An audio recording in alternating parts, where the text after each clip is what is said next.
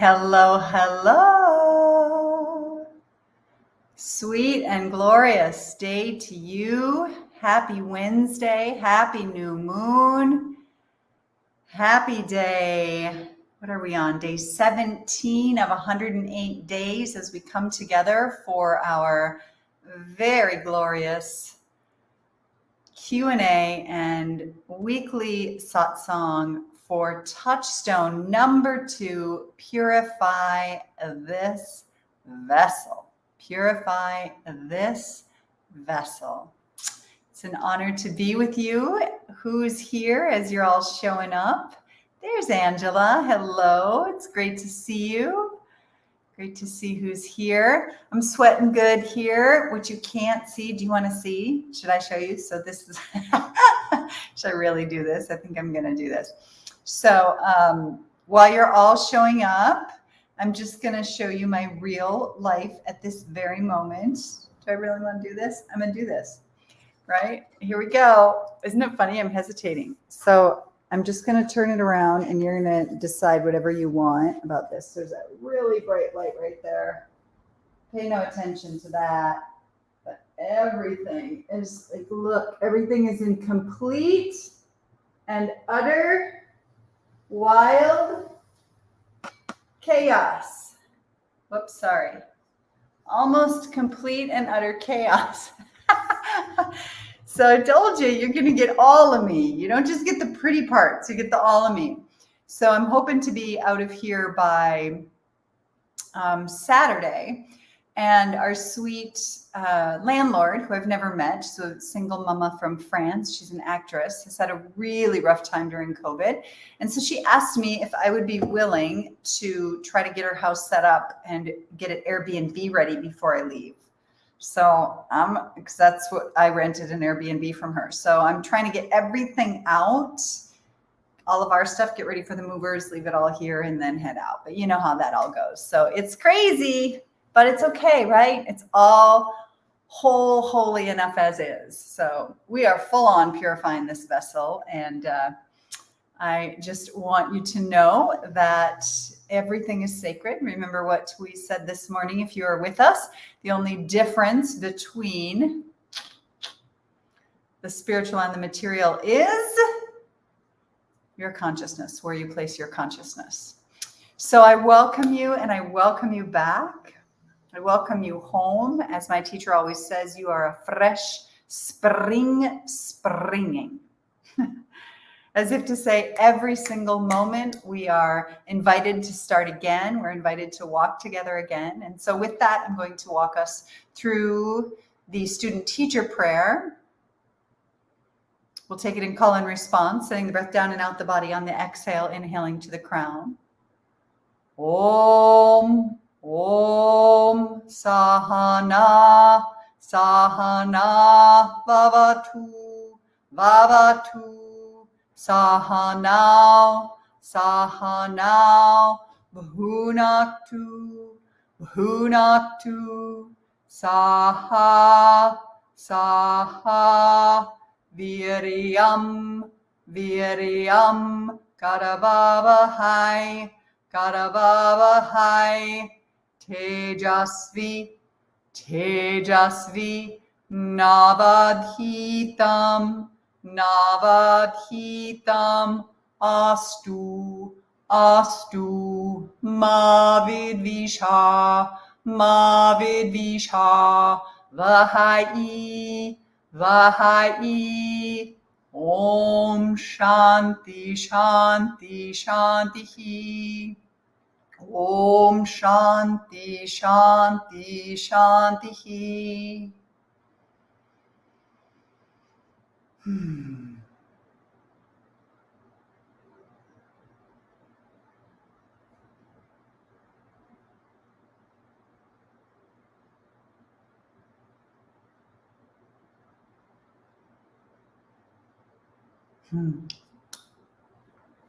Just right here, sharing this great teaching with you, these great teachings with you. We have many, many questions today. So I want to, what I want to offer you today is that we'll move through some of the content in a quicker review. I do a longer review so that we have more time together when we are, when I don't have a lot of questions, but today we have a lot of questions. So I definitely want to speak to that. I also want to just take a pause and say, Sarah Barthelmess, I did not receive the email you mentioned in the Facebook group. So if for some reason you didn't see that I tagged you in that with my email address, I just want to make sure maybe letters weren't transposed or something. If you have specific questions, I want to make sure that I get those to you. There's our beautiful Krista McClintock, Angela, Denise, Sarah, all of you. Good, resent. Let me just take a double dog check, see if it made it over there. There it is. Okay. Very strange. I am not seeming to get it. I don't know what's up with that, but I have not gotten it. I'm going to have Courtney test it. Hang on a second. But in the meantime, Sarah or anyone else, so weird. All right, let me do this. I'm going to give you my Gmail account. BensonSteele@gmail account. Sarah, I just posted that because I did not receive anything. So let us get focused. If you wouldn't mind resending that, pardon the request on that, and we'll go from there. So here we are. Oh, Laura, you're back. You're right here again. Very good. All right. So we sit tall as we do every time. We've got what we need to nourish us and to bring us into balance. I've got some hibiscus tea. We call it Jamaica tea here with just a little bit of lime. Just sitting tall, doing our very best to notice what it is that we need in order to bring ourselves into balance. Seeing if you can turn off your distractions for our time together so that you can be really, really focused. As Swamiji Vagashinanda always says to me, you're either a writer or you're a listener. Kind of an interesting concept. It's generally not when we're taking our notes that we learn. It's when we review our notes that we truly learn, or when we're sitting present and then we follow up and write afterwards. So therefore, just inviting and invoking you to be as present as you can by turning off distractions, etc. All right. So as we come together, I want to just share one of my favorite Rumi poems. If you've not heard me say this before, I've definitely shared it in our Sunday yoga practice. And that is, come, come, whomever you are, wanderer, worshiper, lover of leaving. This is not a caravan of despair. It does not matter that you have broken your vows 1,000 times. Still come, and yet again, come. As if to say, Laura and anyone else who's slipping away for a moment and then coming on back, we don't concern ourselves with the slipping away. We concern ourselves with the celebration of you coming right on back. So that's how we keep walking together. I'm super grateful you're here with us today. So we're building on these previous weeks each time we come together, adding on, if possible, deepening our roots as we're able. So we're just adding tiny little bits and pieces when something really moves us, something might need to fall away that we've been practicing, but just knowing that we're constantly and consistently turning our attention toward the sun, so that which doesn't serve us falls away. And we're doing this through the guideposts, right? Filling, emptying, nurturing, and the pilgrim's practices. We're continuing to move our bodies every week, and then we're adding in the Purify the Vessel. I want to be really clear. This is a big caution sign that this one touchstone alone could totally change us, because it truly does purify our body-mind complex. This, if practiced for 108 days alone, could solely and soulfully change you, right? Just knowing that and knowing the power of that and letting it be what it is as we come together. So we just take a few breaths here. Remember to be gentle with ourselves as we move through these 108 days and we come together to purify the vessel. If you fall away in some way at any time, just jump right back in. Never mind, never you mind if you get lost in the woods or get lost along the way. You just keep on coming back and showing on up. These 4 primary points of focus for this week are body, mind, heart, and spirit. We turn to the physical body. We look at the ways that we can use food and skincare products.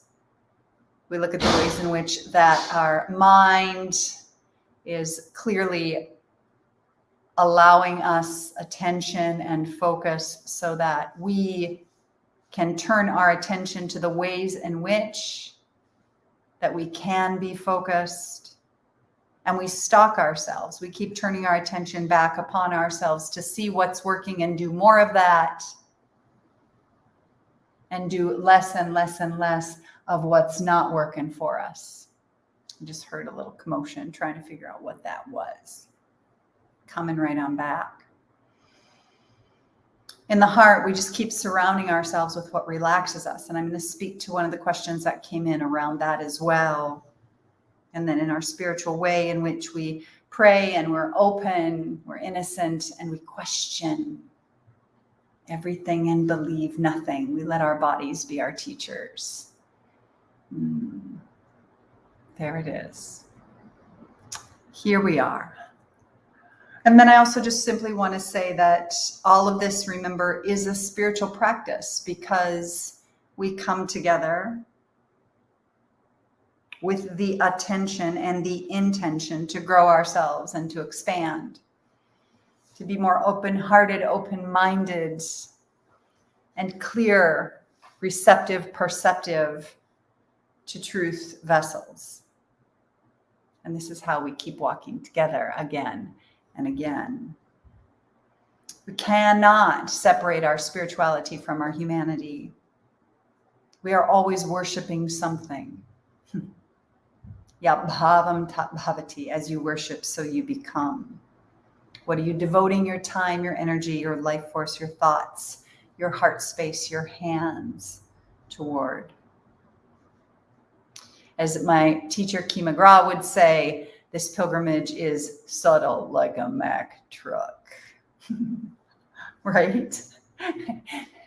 It's not subtle, right? And so she also speaks often about how we want to go from being locked and loaded as if we're ready to go at any given moment to being unlocked and unloaded, right here, wide open, ready to receive whatever comes our way.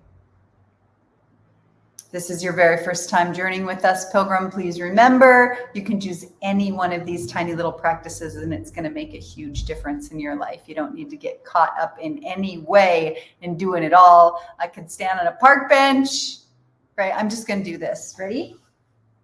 Because you'll remember it. I'm standing up here and I'm going to tell you, you don't have to do it all. You don't have to do it all. You got that? ¿Entiendes? You get it? You understand? Do one little thing. Do one little thing and do it for 108 days. It's going to change you. I can't get back in my chair because my legs are crossed. Right? It'll change you.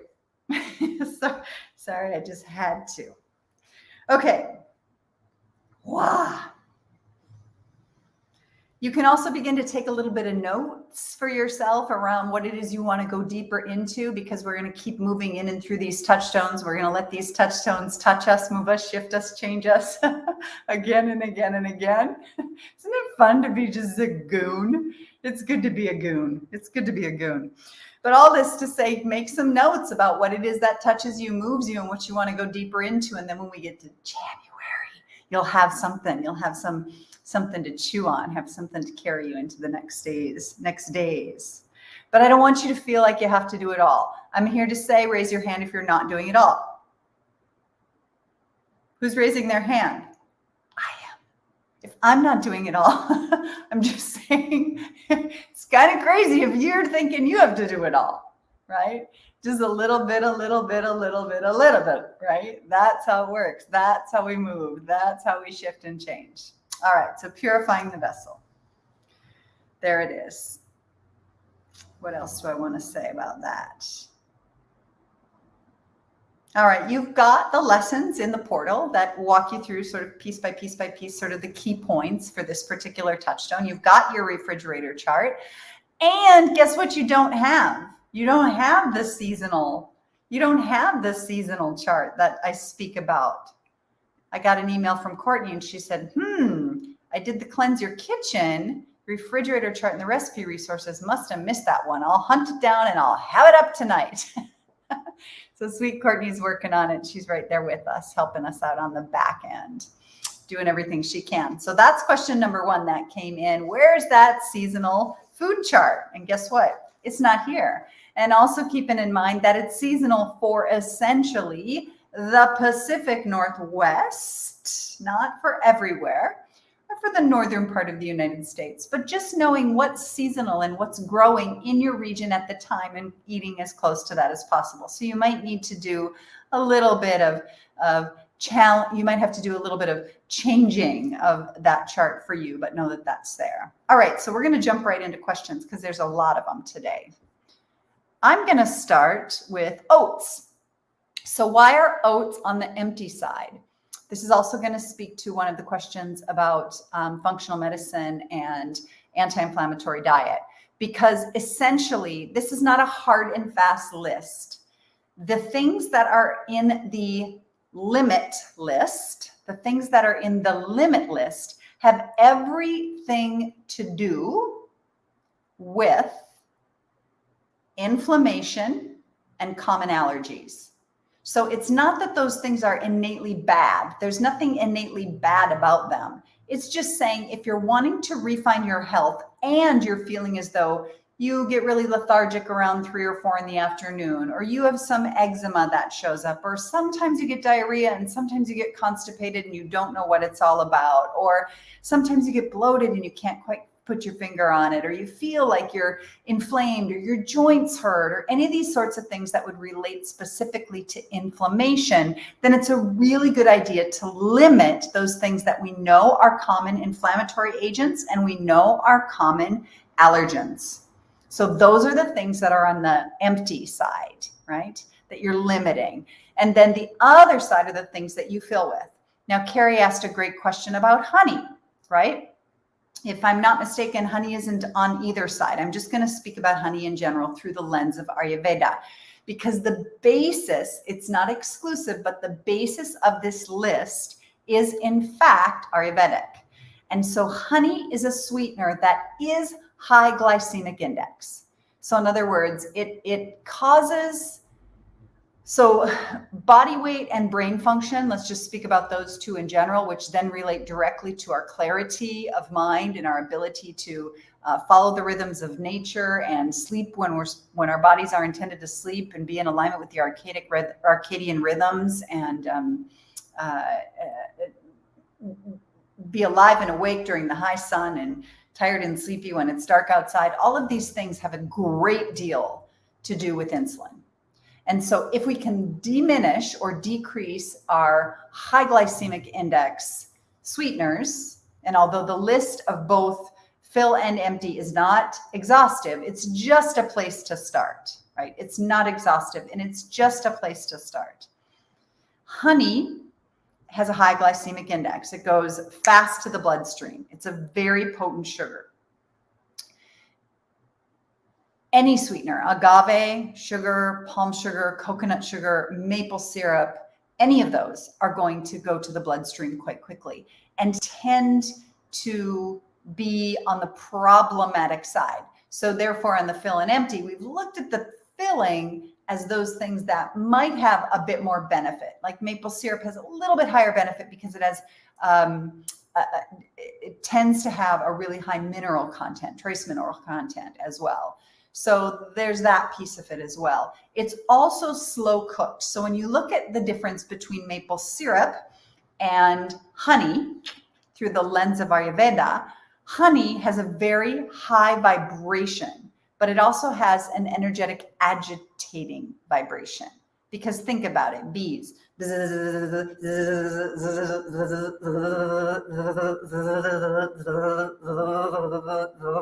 that is very different than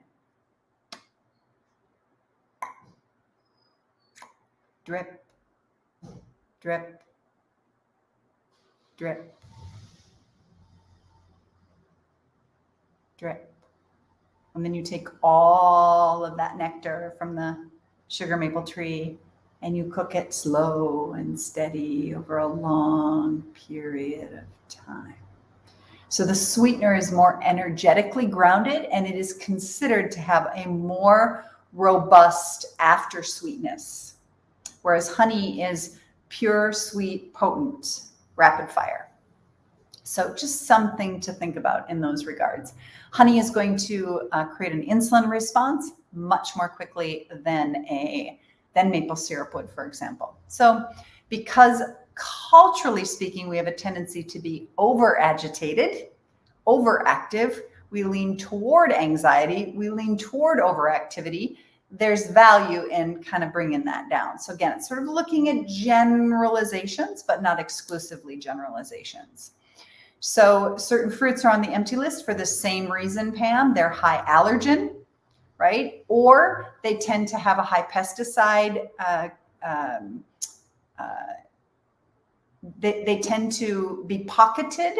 Strawberries, for example, tend to be both highly allergenic, or peaches tend to be highly allergenic, but they also have, strawberries have a lot of pockety flesh, and peaches are fuzzy, so they hold pesticides. So even if they're washed, it's really hard to get rid of those things. So again, this is not a nutrition class. It's not an exhaustive list. It's just saying if you're wanting to up-level things, play with this and try it and see what happens.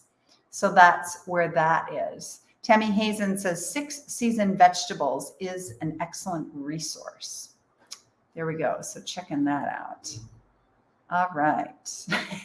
Sarah says, you're one of my favorite goons. I'm glad to know that. All right, let's look at some of the other questions that came up. I tend to do very well on my days off. I work in a hospital and I'm in the position where we are considering going on strike to protect safe staffing. The stress and energy are so high. It's super challenging to find the temple door. Now, this is not speaking specifically about Purify the Vessel, but I will offer that up that a pure vessel will be able to more readily identify and move in the direction of that temple door. So that being said, that's what we're looking for. That's what we're going for. So stress and energy are so high, it's super challenging to find the temple door. You're going to hear me speak about this in upcoming weeks, but I'm just going to jump right into this right now. The more that we can purify the vessel, the more that we can align ourselves with the rhythm of night and day, which is really tough for working in a clinical setting where it's day 24/7, right? There's light and life being preserved 24/7. Sleeping is not really quite the same. Things get turned upside down, inside out in terms of those rhythms for both healthcare providers and for those individuals who are in positions of very high need. So it's a difficult environment to be able to maintain your balance, but doing your best to maintain your balance between day and night is huge. That's for all of us. That's why we look at the 12-hour fasting. That's why we try to bookend our day with light and pull back from technology a couple of hours before we go to bed at night, and in the first thing in the morning, not turning toward technology if we can at all help it, because this makes a huge difference in terms of the wisdom of this body. We have to remember that across the board, our lives as human beings have changed exponentially more in the last 100 years than they did in the previous 50,000 years. This is huge to remember, right? This is huge to remember in terms of having electricity and having access to technology, and literally how the whole world can be shut down, right? The whole world could literally be shut down if the internet went down. Like, that's huge. Banks, everything, right? So just knowing that we've become really dependent on something that isn't natural. We're here right now. It's beautiful. I love it. I love being here and keeping it in perspective. The other piece I want to speak about in terms of this question is, for any of us, anytime we're in that really difficult situation, how is it that I see my life? You'll hear me say this again and again. You are playing the leading role in a groovy movie called My Life, right? You are playing a leading role in a groovy movie called My Life. So show up and play the role. And sometimes it means we literally show up in the circumstance of our lives, in our work and home environment.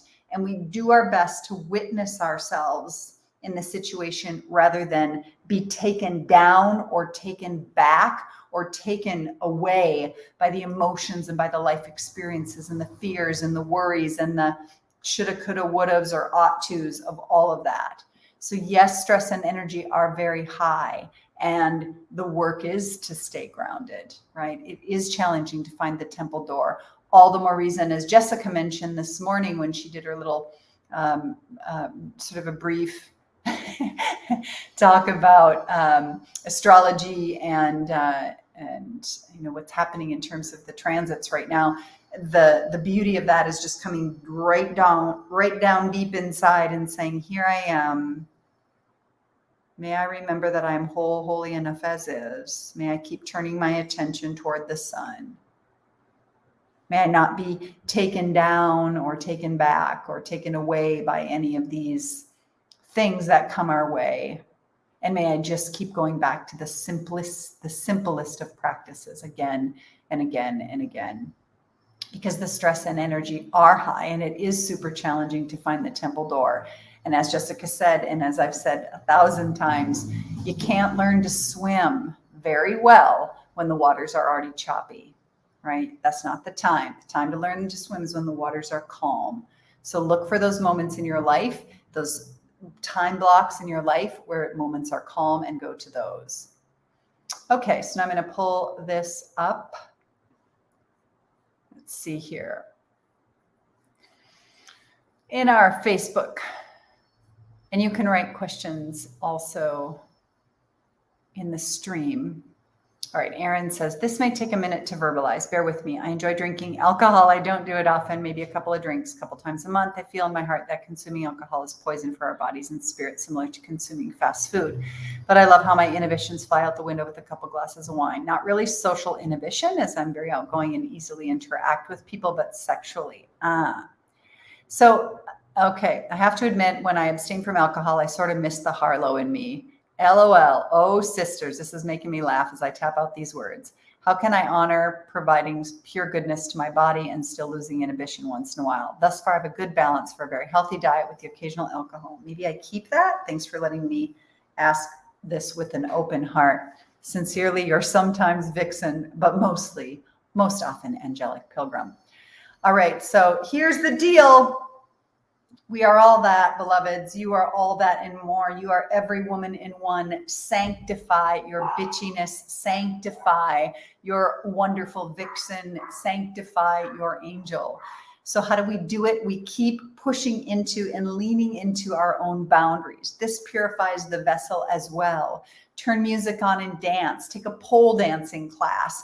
Buy books that look at sexual exploration with your beloved. Buy books that provide for you an opportunity to explore your sexuality alone, right? All of these things. I'll tell you the truth, all right? I told you I'd tell you everything.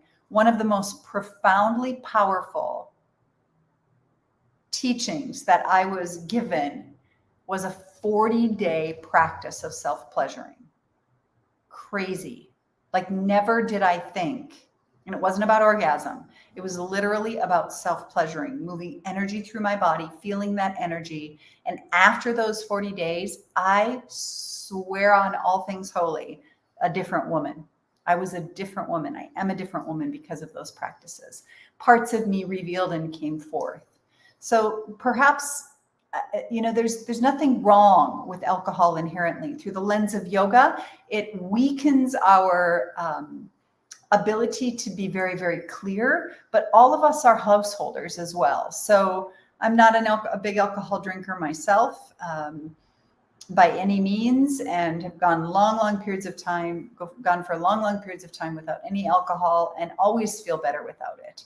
But you got to find that for yourself. And I'll also say that through the Vedic tradition, you cannot renounce something that you're not ready to renounce. You got to be ready for that. So if you're going to give it up forever in a day, you got to really be ready for that. Otherwise, your integrity is going to come from creating a way in which that you're aware of your connection to it, right? We often say in the yogic tradition, do I have a cup of coffee or does coffee have me, right? Do I have a glass of wine or does wine have me?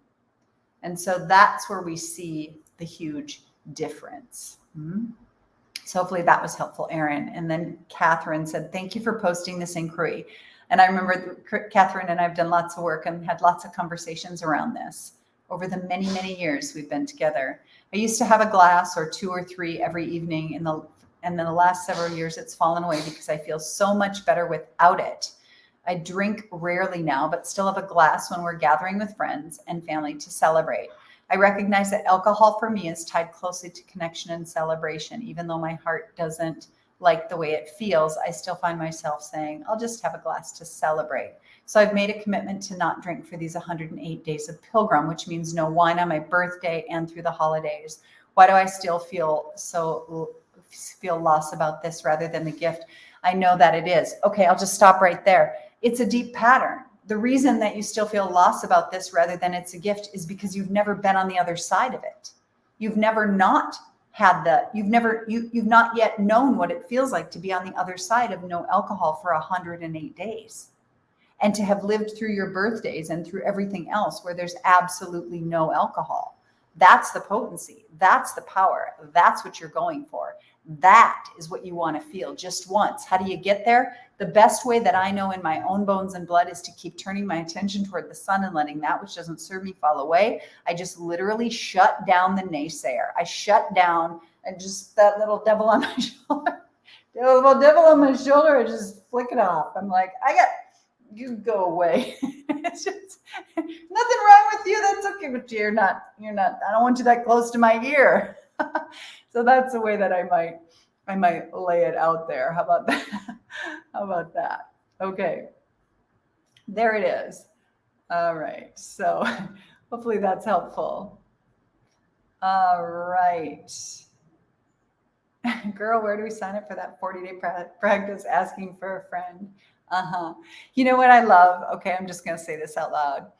I love that Mark's here. He might not be in this group right now, but he's bearing. Do you know what a great, and Mark, if you're here, you know I love you with my whole heart. And Mark has been a student and a friend for a number of years. It's really beautiful to have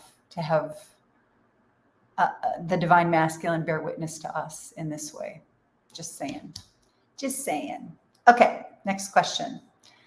All right, Denise, hi, Britt Benson Steele. My challenge is I'm 61 going through menopause. I'm struggling with being tired all the time. Can't find the food balance and don't feel joyful. Trying different supplements, eliminated, changed things, blah, blah, blah, blah. Body knows. I know movement works the best for me. And I try to fit something in every day. I feel stuck. I'm hoping to really work on purifying my vessel so I can feel balanced again. Okay. So what I would say, this is not medical advice, but here's what I would say about all that. Number 1, absolutely and entirely physical activity, cardiovascular activity 6 days a week. Get your heart rate up, get your body sweating every single day. That is number 1 for clearing out the cobwebs and increasing the biochemicals that are directly related to joy and happiness and vitality and burning off the others. That's number 1. Number 2, I am completely agree with what I'm seeing here in terms of functional medicine doctor, finding a functional medicine doctor.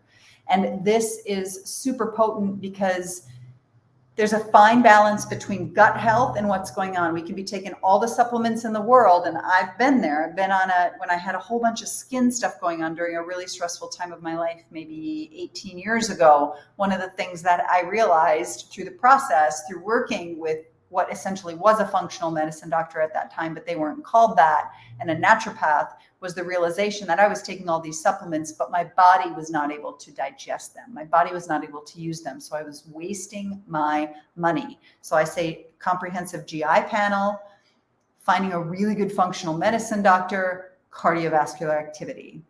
That's like anchor in that, and then having that place in that space where you continually and consistently keep letting go, letting go, letting go, dropping in, trusting that there's something greater. And all of these practices just keep going in, going in, going in. Great. So allergic to lectins, tomatoes, potatoes, cucumbers, zucchinis, and gluten. Absolutely. Oats are not on the list because of gluten. That's the reason, because they tend to have low traces of gluten. That's all. Oats are nothing's inherently bad. Just knowing that. Okay. I'm curious about why it is recommended in Ayurveda to not drink water or other beverages while you eat, because we want those digestive fires to be super, super, super strong. So it's really hot here today and it rained yesterday. So it's super, super humid and doors are open. So we didn't have air conditioning on. So I have, and this is very rare for me, very rare. I have ice in my hibiscus tea. The only way I would ever have ice in my hibiscus tea, because we also don't ice, is because I know that I'm hours away. I'm like 4 hours away from eating on both sides, like 3 hours and maybe 3 hours and 3 hours. I ate at like 10 this morning, and then I won't eat again until 4:30. So it's okay for me to have ice when I'm not wanting my digestive fire to be strong. Now, when I'm eating, ideally, I'm chewing my food until it's liquid, right? I'm chewing my food until it's liquid. I want the primary liquid to be my digestive enzymes. I don't want to use liquids to wash down my food.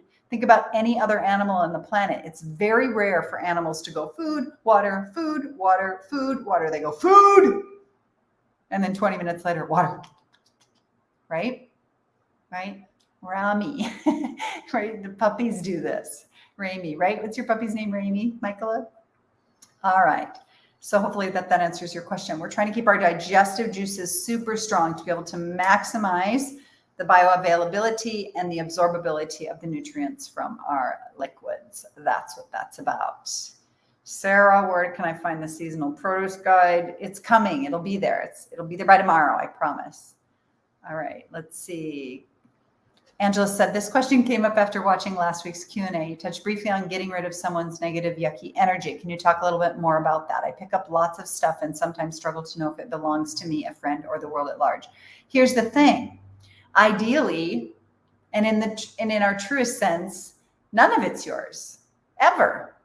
So the work is, how do you keep relaxing so that which is not you can just keep falling out, right? So some of the ways that I release that stuff is I do anything and everything that's going to purify the vessel. I get a massage, I go for a swim, I take a shower, I dance wild to music, I have a good cry, I have a good laugh session, right? Any of those purification practices are key. And then you will find, if it sticks with you and it comes back to you and it keeps coming back and it's the same issue, relationship after relationship or situation after situation, or the way you see this group or that group or this other thing in your life, then you're going to know that's your work to do, right?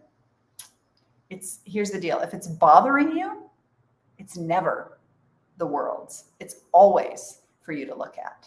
That's for sure. Okay, Carrie, looking where to access seasonal produce guide. Honey, why it's not listed. We already got that. All right, let's see here if I missed any other questions. Did I miss anything? There's a big one I want to speak to in a moment.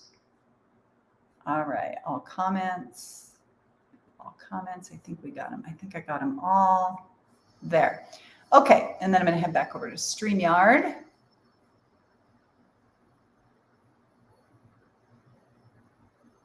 Grapeseed oil is heart healthy. That's why it's first on the list. It has again, looking at general use, grapeseed oil is it's a heart healthy oil that has a very high smoking point. So both of those things make it good.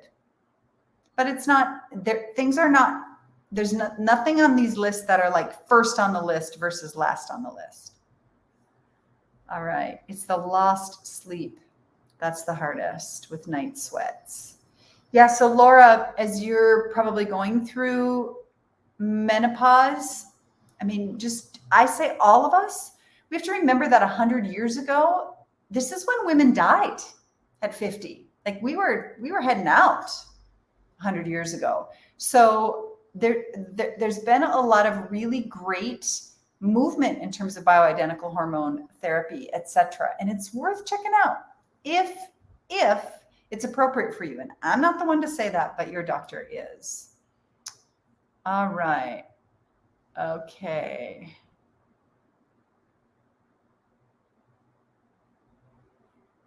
There it is. All right, I'm going to head over to my email and see if, close that, see if I got Sarah's email. Sarah, did you send it again? Mailbox, get all new mail. Crazy talk. Mailbox, get all new mail. Why am I not getting emails from you, Sarah? It's so crazy. Let me look here on my phone and see if it dropped in there. Sarah. I'm getting emails. I got an email at 2 o'clock. I got an email at 2:18. I got another email at 2:38. But I, my love, am not getting anything from you. I wonder, let me see, what do we got here, Sarah? I did resend. So weird. Do you want to Facebook message it to me? Just copy and paste it into Facebook Messenger? I know you said. You said you sent, but it's not coming in. And I'm getting other emails, and I got other questions. So I do not know, and I have all inboxes checked. Es una locura. Let me see if I can search you. And then I have a big question I want to speak to. Oh, look at that. So weird. Where is that going? Junk. You got thrown into my junk. Okay.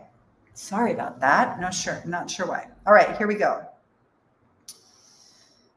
All right. So inquire about something which has been rattling around in my head and heart lately. Not necessarily along the lines of Purify the Vessel in the literal sense, but then again, perhaps it is. So I'm working off the premise that all energy needs to have the ability to flow.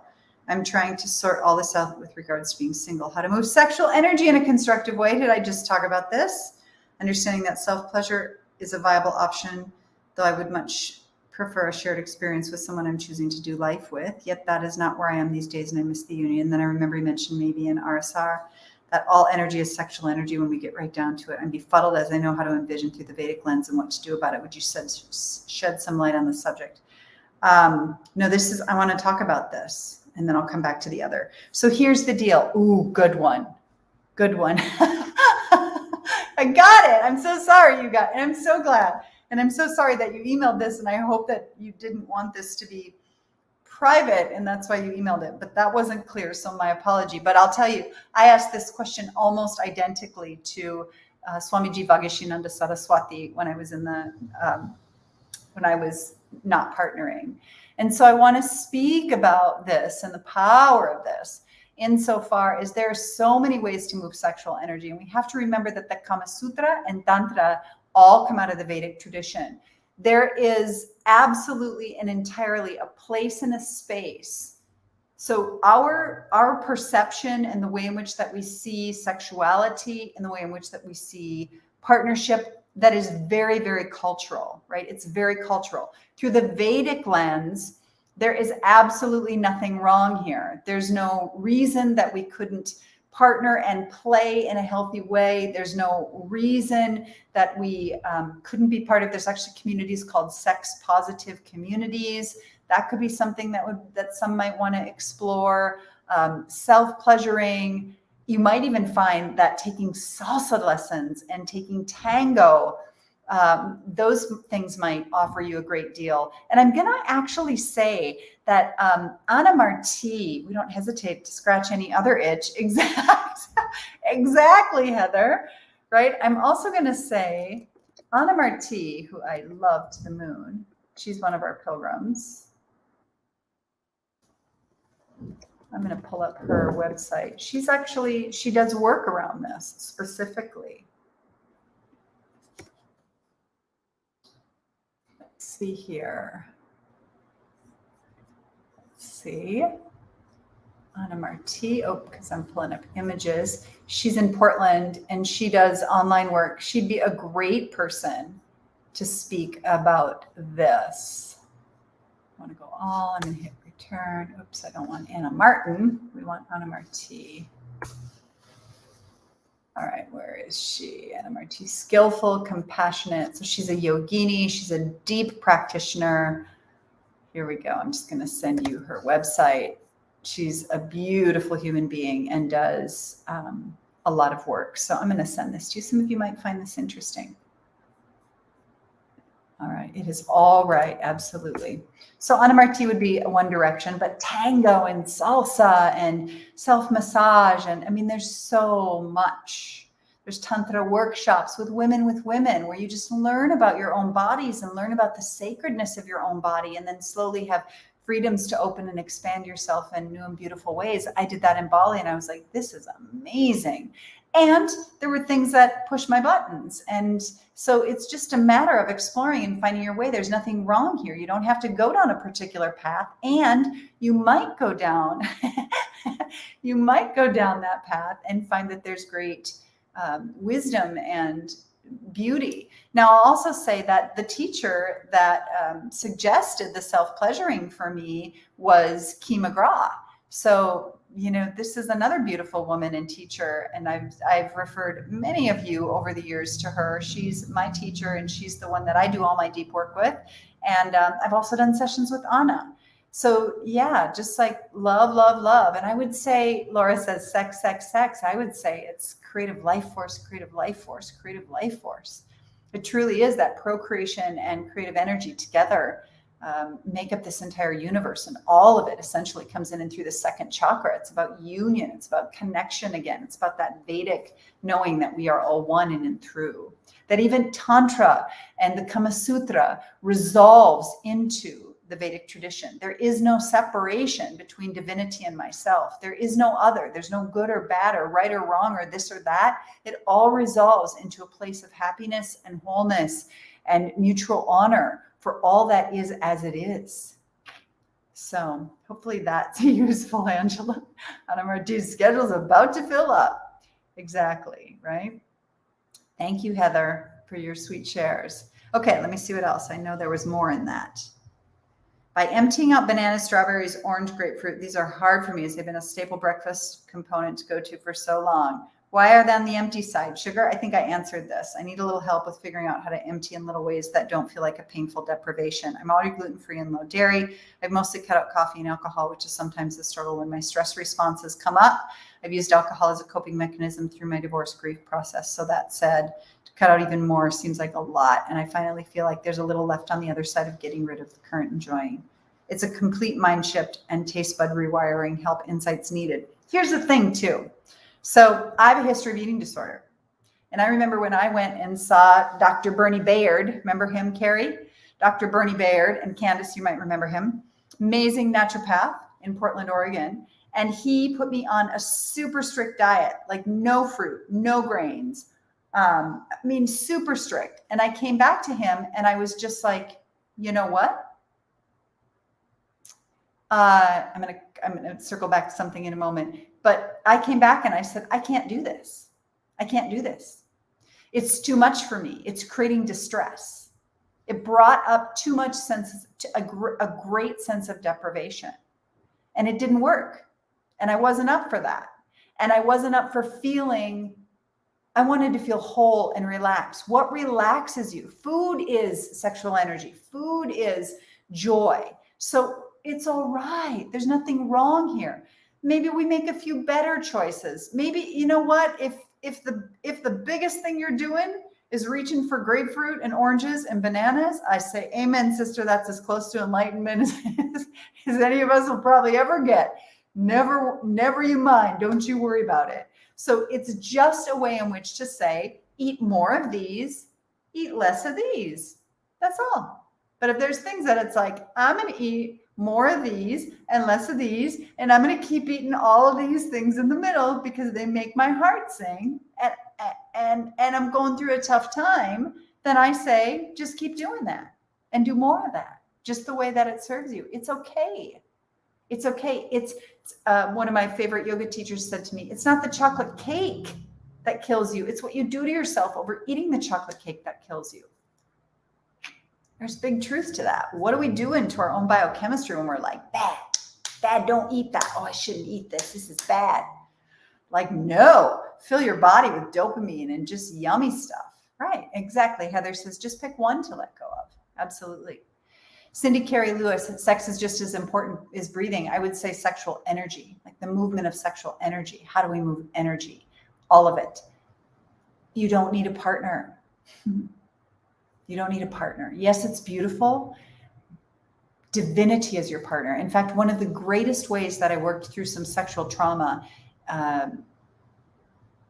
from when I was a child, and when it kept showing up, if you've ever been in that place where it shows up in your relationship, and it showed up in my marriage, was to remember that God is moving in and through me. Divinity is moving in and through that beautiful human being. And I'm just feeling it all and letting it all come in and touch me and move me and shift me and change me. It's not even about him. So where is God not? God is in the herb that we breathe, Ishvara, right? Yeah. Angela, is it okay to drink smoothies in cooler weather, or is that cold on the digestive fire? It's cold on the digestive fire. Smoothies are always cold on the digestive fire, essentially. So I would say that with that, more tepid. See if you can move from freezing cold to moderately cold to even in the winter months. Nothing's greater, in my opinion, than a warm smoothie. Nothing's greater. Last night, I mean, I'm still in the tropics, but last night we went out and ate food in a restaurant, which I very rarely do.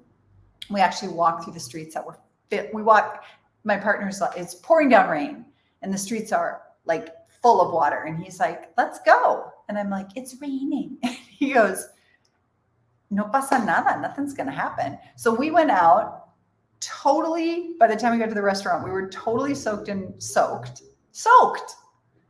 I wore the flip-flops that could get wet because I was up to mid-calf in water on the streets. And it was just like, why was I making such a stink about this? Like, it's just perfect. But we had a warm salad. The avocados were sauteed, right? Have you ever sauteed fruits? Sometimes, a grain and some fruits and some protein all mixed together, like a warm smoothie in the winter, is delicious with some coconut milk, right? So as we get colder, that's a way to think about it as well. Alrighty, so I want to go to one more big question, a biggie. And yes, Sarah spent 20 years in the food and wine industry, so it's a big, yeah, absolutely.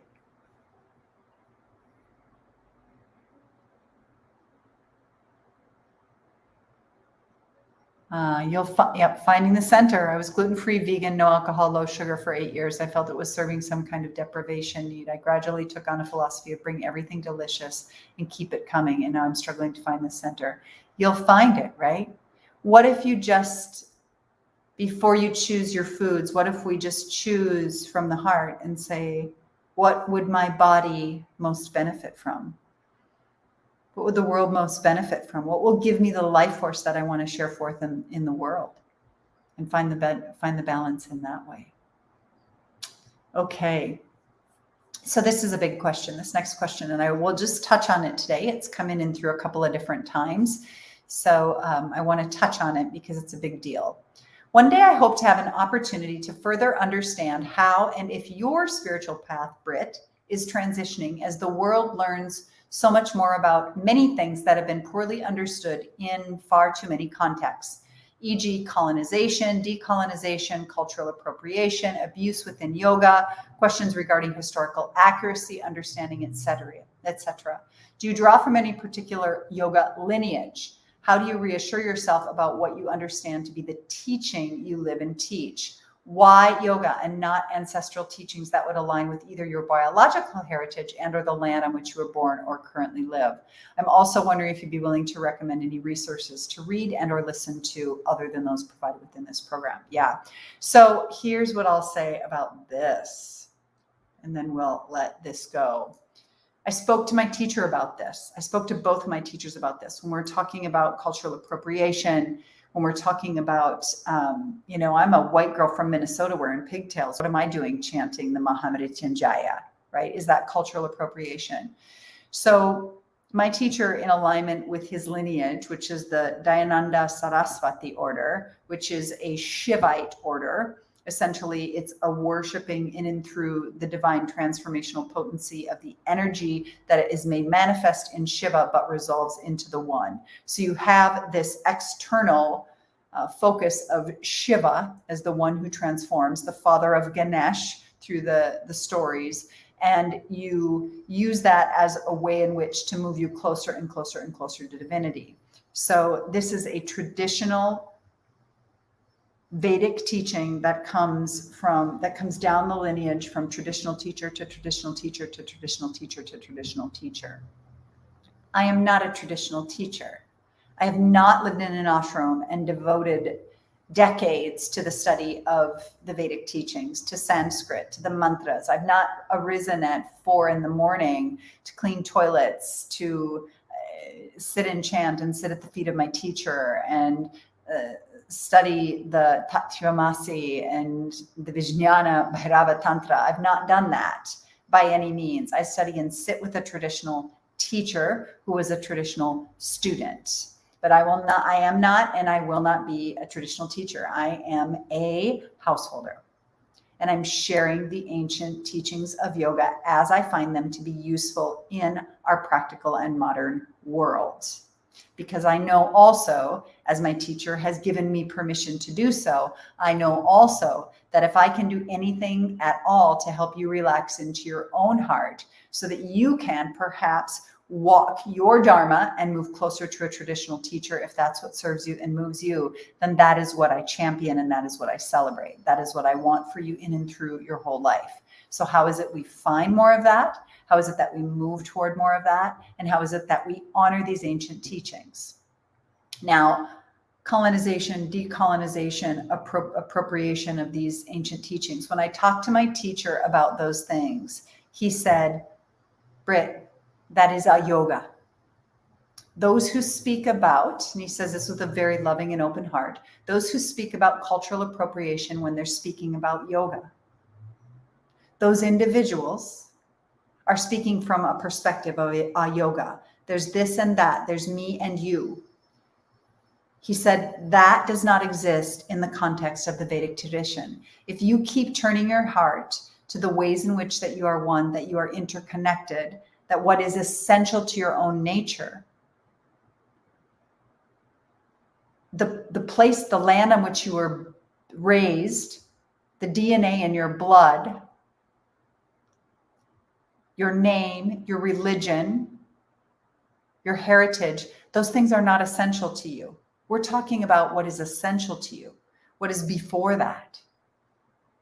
So he says the teachings essentially are to turn toward and move toward mutual honor and relaxation in your own heart as a way in which to see others and to lovingly accept others as they are, with no agenda for them to be any different than they are, no one to be any different than they are, and for you to find as much grace in your heart as possible for yourself, others in the world.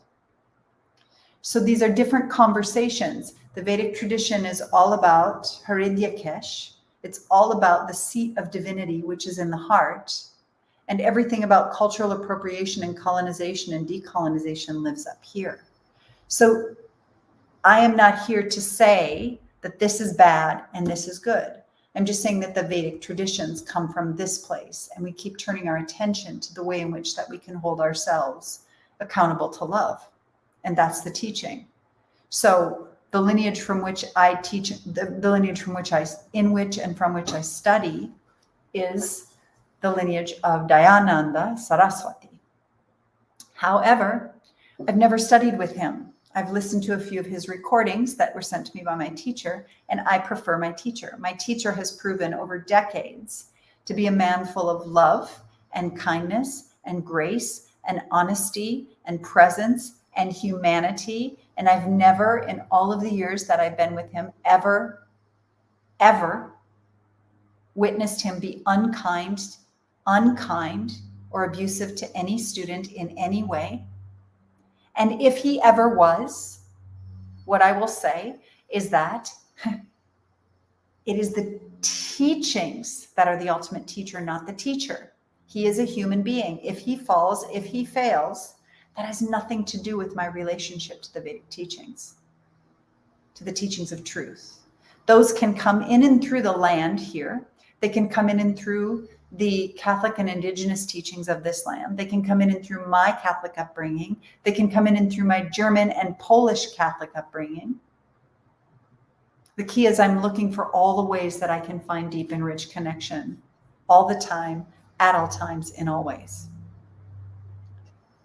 There are a lot of abusive teachers out there that are alive now. There are a lot of teachers that are policing. There are a lot of teachers that are pushing and pulling and publicly admonishing students. That is not a teaching of yoga. That is a yoga. That is not correct. And so I say, find a teacher. Don't worry about the lineage. In my perspective, my limited perspective, I absolutely and entirely have learned and come to integrate the place from which I come, my Catholicism, the indigenous roots of my partner and the place where I live, the roots from which I've come, and the 30 years of yoga that I've studied. And I interface those and interfuse those. What you get here is if I stray from the yogic teachings, I'm telling you that. Otherwise, it's the Vedic teachings that I'm sharing through a modern lens, or looking at life through a Vedic lens. That's my intention. People will fail you. People will let us down. That is what it is to be human. So therefore, I don't want to be on a pedestal, and I don't put anyone on a pedestal. And I love and revere my teacher, Ki. I love and revere. She's a yogini. She's practiced and taught yoga for years and years, studied hatha yoga through her own traditions. And what I know is she is a warrior-ess and a model of divine femininity that I gravitate toward. Not every woman does. I do. I trust her implicitly. We've had deep exchanges where I know that she will always and entirely be there for me, come hell or high water, come apocalypse or winning of the lottery. She'll be there, no doubt. I feel it. And if she wasn't, I would receive everything that she's given me with a grateful heart, and I would honor and respect her humanity and wish for her freedom from suffering. Punto. That's what the yogic teachings have given me. All right, so there's that. Let's see here. What else? I just want to make sure I answered that. I hope that answers the question. And I'll come back around with some resources to read and or listen to other than those provided within this program. There are a number of them, and I don't want to do that quite yet because there's a lot happening in Pilgrim and I want to keep us true to the teachings. So that's what I got. I love you. I'm grateful. We're over an hour, and we'll take it and end it with that. And we'll end it with the closing prayer that reminds us that everything comes from fullness, exists in fullness, and returns to fullness. A little bit of my icy hibiscus tea.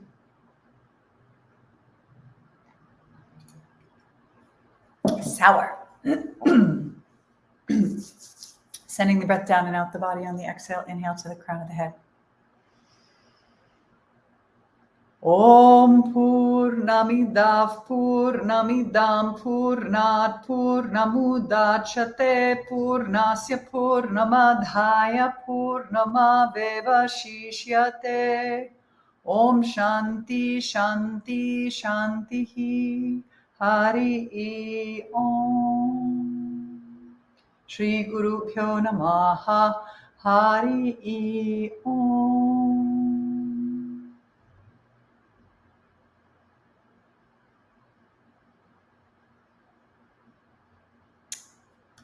I love you. Thank you so very much. The Vedic and yogic teachings gave me a deeper, richer understanding of my birth philosophy. It allowed me to let go of spiritual abuses dealt in the name of spiritual purity.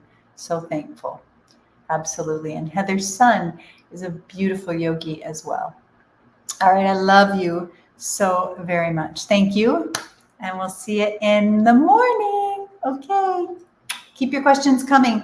Save them, right? Save them for next week, unless it's pressing. And then you just let me know. Okay. Mwah. Big love. Thank you.